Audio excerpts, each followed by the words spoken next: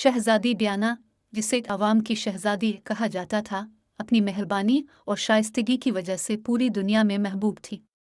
लेकिन एक अलमनाक हादसे ने उनकी ज़िंदगी को मुख्तसर कर दिया और ये वाक़या आज भी एक राज बना हुआ है।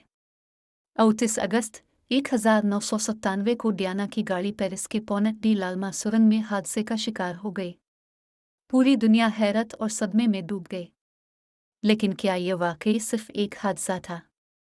डियाना को अस्पताल ले जाया गया, लेकिन वो अपनी चोटों की वजह से इंतकाल कर गई। ड्राइवर हेनरी पाल और उनके साथी डोडी अल्फ भी इस हादसे में हलाक हो गए। दुनिया गम में डूब गई, लेकिन सवालात अब भी मौजूद थे। बहुत से लोगों का ख्याल है कि डियाना की मौत कोई हादसा नहीं थी। कुछ लोग पापाराजी के बेरहम पीछा करने को मोरिद इल्ज़ाम ठहराते हैं, जबकि कुछ का मानना है कि शाही खानदान और ताकतवर लोगों की इसमें कोई साजिश थी। तहकीकात के बावजूद अहम सवालात के जवाबात नहीं मिल सके। ड्राइवर नशे की हालत में क्यों था? सीट बेल्ट्स क्यों नहीं पहनी गई थी? और असल जिम्मेदार कौन था? क्या ये एक हादसा था या कत्ल?